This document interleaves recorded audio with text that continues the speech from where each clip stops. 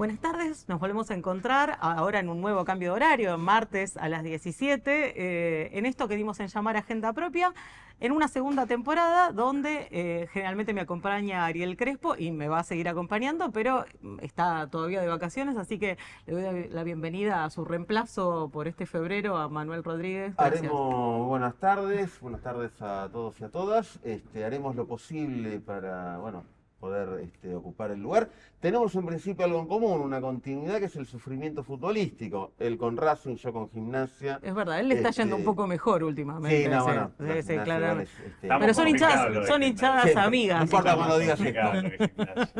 digas Seguimos, como siempre, con Hugo Cachorro Godoy. Muchas gracias, Hugo, por seguir acompañándonos en esta temporada. Gracias a ustedes y buen año. Bueno, trataremos, ¿no? De que sea, esperemos que sea mejor que el que se fue. Todos siempre decimos lo mismo. Dependerá de nosotros. Dependerá de nosotros. Y va a estar acompañándonos también Claudio Lozano, que también continúa de vacaciones, pero ya se reincorpora la semana que viene, así que el próximo martes lo tendremos acá con nosotros.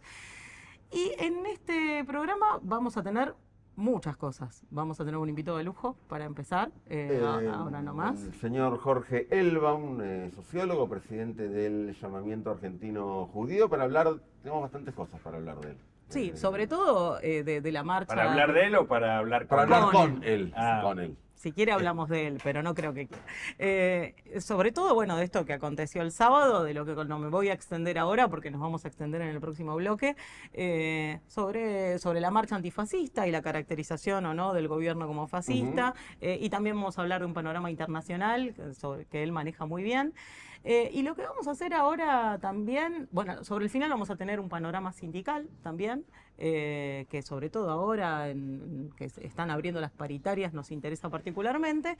Lo que vamos a hacer ahora es hablar un poco de esto que le da nombre al programa, de la agenda propia. ¿Cuál es nuestra agenda propia y si coincide o no con la agenda hegemónica de los medios? Yo no sé ustedes, pero a mí, por ejemplo, me interesó mucho, ya sigo con el tema paritarias. No se está hablando mucho de las paritarias y están los gremios ya comenzando a negociar las paritarias y no parecen muy auspiciosos los números para los trabajadores asalariados. Hay una intencionalidad por parte del gobierno de ponerle un pie sobre las paritarias y que tiendan a cero, amparándose en que la inflación está planchada, lo que no se verifica en los precios de las góndolas. No, sin duda.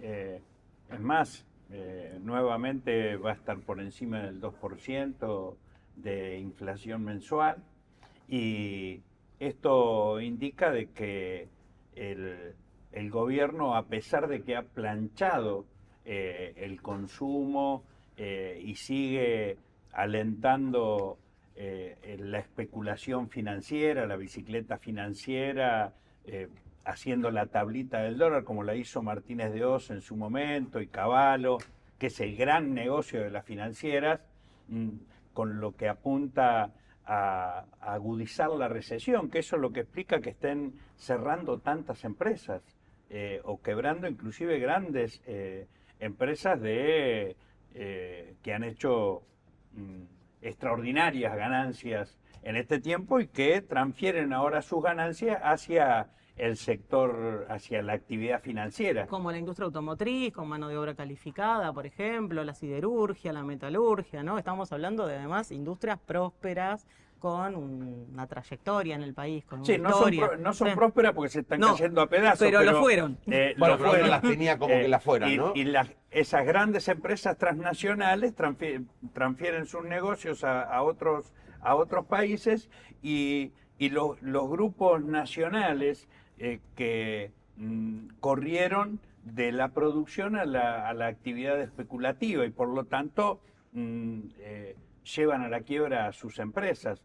Esto es lo que está pasando con el grupo de empresas de Globo Copatel, con una cooperativa insignia que es Sancor, esta situación tiene que ver con la recesión inducida que promueve el gobierno y que quiere profundizar este año a través de seguir planchando los salarios, que esa es la intención. Ya desde fines del año pasado, el gobierno impidió que se aprueben acuerdos salariales por encima de su tabla. Un ejemplo muy claro fue el de camioneros, ¿no? Hubo una situación de tensión, pero después terminaron acordando a la baja. Otro ejemplo importante fue el de los trabajadores y trabajadoras estatales. Por eso ATE rechazó el aumento de un 1% mensual.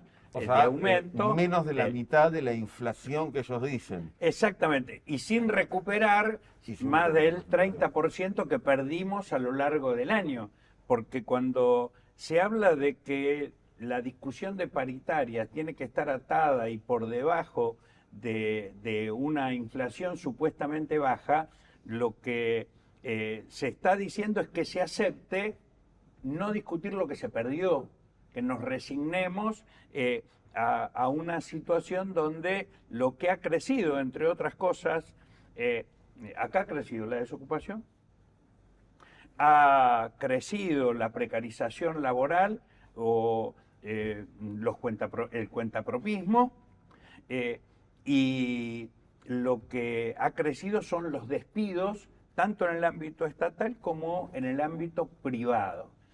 Yo digo que miles de trabajadores del ámbito de la construcción y miles de los trabajadores en el ámbito estatal han sido despedidos, y son los miles de cuentapropistas que empiezan a intentar obtener una fuente de ingresos para su grupo familiar. Entonces, frente a esa situación, el gobierno lo que intenta es tratar de subordinar a los sindicatos y a las organizaciones de trabajadores. Nosotros ya el 5 de diciembre dijimos, no, esto no lo vamos a permitir, llenamos la Plaza de Mayo, bueno, será parte de otra discusión, pero lo cierto es que el gobierno va a agudizar la recesión este año, va a seguir planchando el consumo y la capacidad de ingreso de los trabajadores que a través de esta lógica de paritarias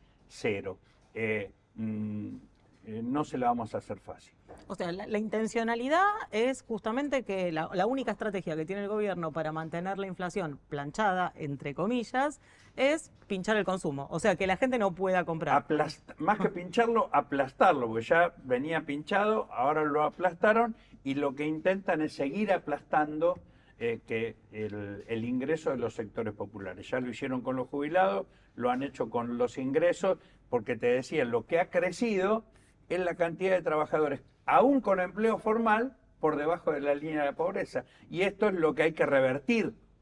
Y esta es, en todo caso, la tarea que tenemos los trabajadores y los sectores populares. Otro de los temas que surgió durante toda la semana y que no es menor es los hechos de inseguridad que se suceden en la provincia de Buenos Aires. Ayer hubo una nueva movilización en Moreno, donde fue una diputada del oficialismo a querer sacar, vaya a saber uno qué provecho, y no le fue muy bien. No, pero a mí lo que me interesaba es que en algún punto el asesinato de Lucas Aguilar, el repartidor de pizzas en Moreno, en un hecho... Sí, bastante confuso. Sí, todavía no queda muy esclarecido si fue una aclarado. intención de robo o qué fue lo que realmente ocurrió, pero bueno, él intenta defender a otro vendedor de este agresor y termina muerto a puñaladas en un hecho trágico.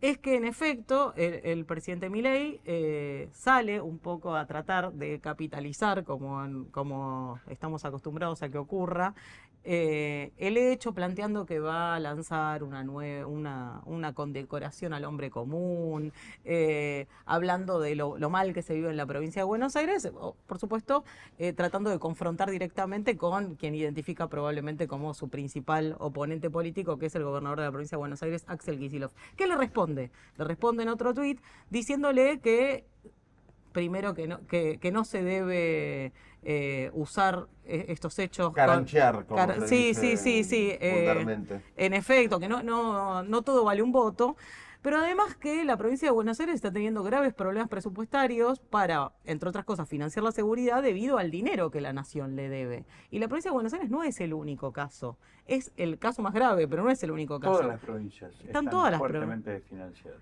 En un informe reciente del IDEP y del IPIP, plantea que del grosero ajuste que sufrimos durante 2024, el segundo porcentaje mayoritario se debe al ajuste sobre las transferencias a las provincias. Entre ellas a la provincia de Buenos Aires y sobre todo a la provincia de Buenos Aires, porque es la que en términos poblacionales tiene la torta más grande. Es interesante marcar que cuando salen a jactarse, es decir, que tuvimos el superávit, el equilibrio fiscal o no sé qué, este es el precio, ¿no? Que a costa de esto se está logrando, digamos, estos números macro que nos quieren vender. Sí, el recorte, que en este caso es de más del 68% en las transferencias a las provincias, tiene una correlación en los hechos, en la obra pública, en la seguridad, en los hospitales, en la educación, y estas son las consecuencias. Entonces, cuando se habla de superávit, se jactan y de déficit cero, lo que tenemos que ver es qué consecuencias tiene que el Estado desinvierta y se achique como predica la libertad avanza. El déficit se obtuvo reducción de salarios por dos vías, de salarios de ingresos de trabajadores estatales. Por vía de reducción de salarios, como explicamos antes, una pérdida del 30%, el despido de más de 37.000 trabajadores, la clausura de la obra pública, que ha significado más de 100.000 trabajadores despedidos en el ámbito privado, y las restricciones de transferencias a las provincias. Y en este sentido hay una provincia, la más afectada, que es la provincia de Buenos Aires, que tiene una doble razón. La primera es la general, que es la actitud general del gobierno. Y la segunda es el ensañamiento a uno de los gobernadores, otro ha sido el gobernador de La Rioja, que con más decisión se han opuesto a la política, o se están oponiendo a la política nacional.